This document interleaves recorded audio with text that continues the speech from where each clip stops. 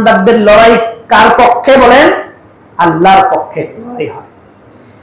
সুতরাং এই বদরের যুদ্ধ সংগঠিত হয়েছিল 624 খ্রিস্টাব্দ দ্বিতীয় হিজরি। আল্লাহ রাসূল মক্কা থেকে মদিনায় যাওয়ার পরে দ্বিতীয় হিজরির 17 রমজান মাসে বদর নামক প্রান্তে এই যুদ্ধটা হয়েছিল।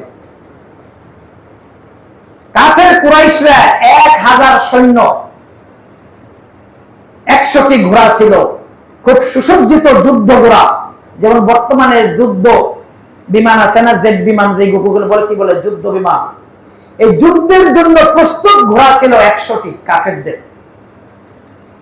600-র মতো ছিল শিরস্ত্রাণ, যেগুলো যুদ্ধ বর্ম বলে, যেগুলো গায়ে দিয়ে যুদ্ধ করে, যদি তরবারি দিয়ে কোপ দেয় শরীরে আঘাত করবে না, এইরকম 600 লোকের সশস্ত্র যুদ্ধাস্ত্র নিয়ে, এবং অসংখ্য উট যেগুলোর ভিতরে আপনার খাদ্য ইত্যাদি ছিল, তারা রণ শস্ত্র ইত্যাদি তারা খুব সাজগোজ করে মদিনা এবং রাসূল সাল্লাল্লাহু আলাইহি সাল্লামের যে ক্ষুদ্র একটি দল, এই দলকে ধ্বংস করে দিবে, এই দলকে নাস্তানাবুদ করে দিবে।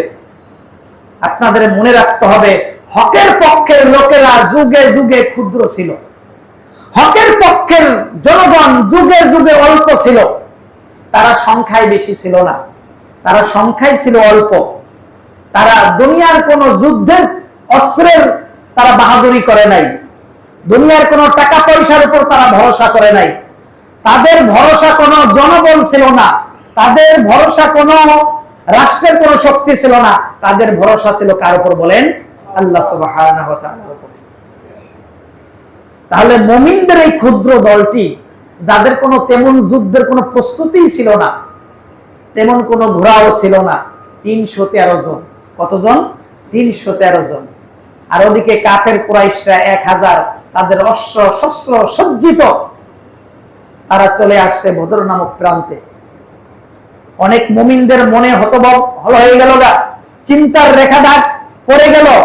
সামনাসামনি দেখা যাচ্ছে 1000 সৈন্য দাঁড়িয়ে আছে, এইদিকে মুমিনরা মাত্র 313 জন। আল্লাহর নবী সাল্লাল্লাহু আলাইহি ওয়াসাল্লাম বদরের দিনের রাত্রিবেলা তিনি যখন জানতে পারলেন ওরা 1000 সৈন্য সামন্ত, অনেক সাহাবারা এসে বলল, ইয়া রাসূলুল্লাহ, এই অসম যুদ্ধ কিভাবে হতে পারে? একটা অসম যুদ্ধ। রাসূল সাল্লাল্লাহু আলাইহি ওয়াসাল্লাম বললেন যে তোমরা ভয় পেও না, আমাদের সাথে কে আছেন বলেন? আল্লাহ আছেন।